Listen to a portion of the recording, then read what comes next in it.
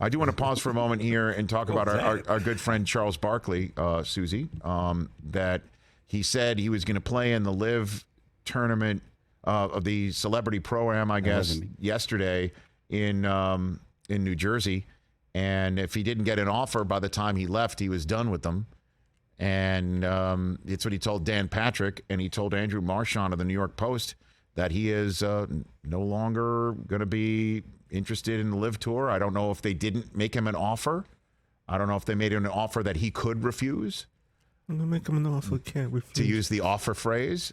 But he is going to stay with Turner. He said he didn't want to leave them hanging any longer. And all I will say is for all of us who love Charles Barkley, and for all of us who love Charles Barkley with Ernie and Shaq and Kenny in the hands of the Turner sports family, we are grateful and thrilled about this news.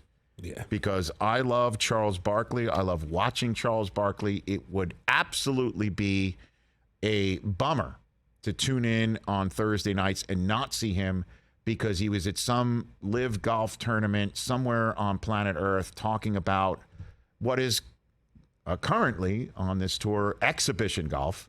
I imagine they think after 2, 3, 4, 5 years there might be some tradition built up that, you know, so-and-so won that tournament at that spot in that place and that time, and that made it a classic moment because we all watched it on either online or they hope to have gotten a television contract.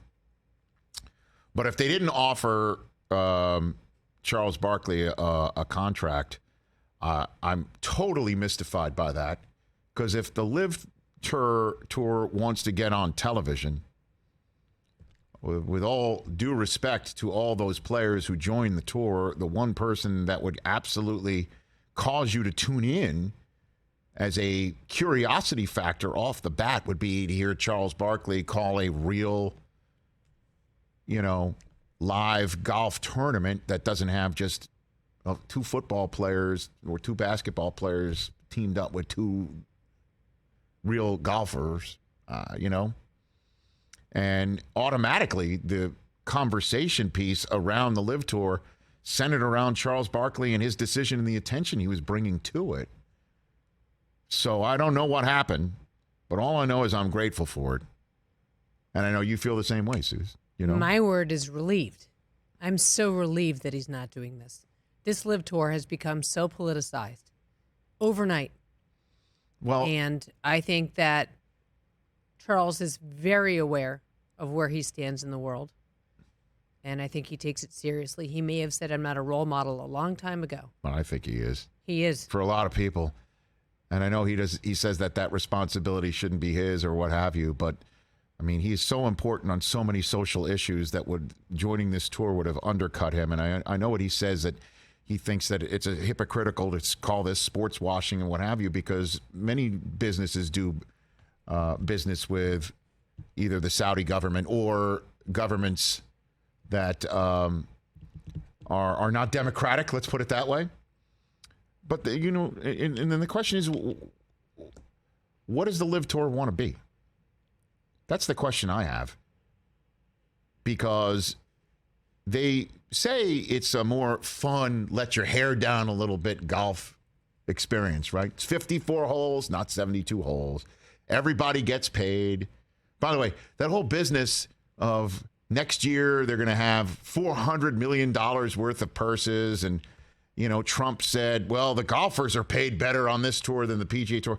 Nobody cares about that. I do not care that, wow, somebody wins $15 million for a golf tournament or $10 million for a golf tournament. I don't give a crap. I'm tuning in for the stories, and I'm tuning in for the competition. That's why we love sports. You're tuning in for the stories, somebody's journey. I'm like, wow, I got to watch that because the winner makes that much more money. And who cares? I don't care. And so what does this tournament and this tour want to be? Because like I said, it's more fun. There's shotgun starts, and, there's avatars for teams, and because they are teams. They're not just individuals, they're teams, and they win this money for teams and this money for individuals, and they play rock music. They play music, right? Phil Mickelson strolled to the first tee his first time, and they played, money, right?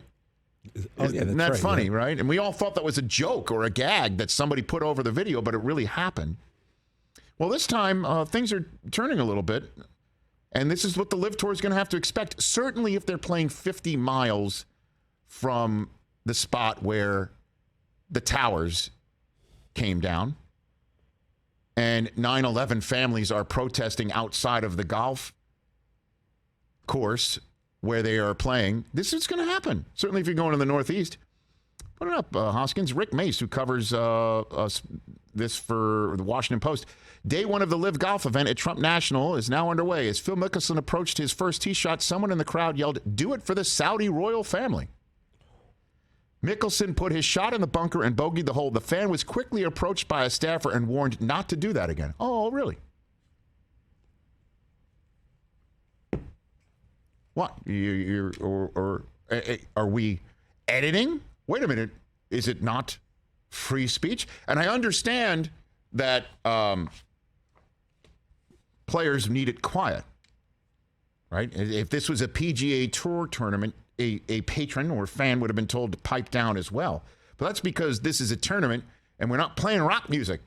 We're not creating a party atmosphere, right? So what are we doing? Is it a party atmosphere or anything can go and whatever? Or no, we're actually going to tell you, if you open your mouth, you can't talk about the Saudi aspect of this thing. Once again, bad PR move. Let's not talk about who's behind it, but let's talk about making sure you don't open your mouth about it. This feels dangerous. This feels dirty.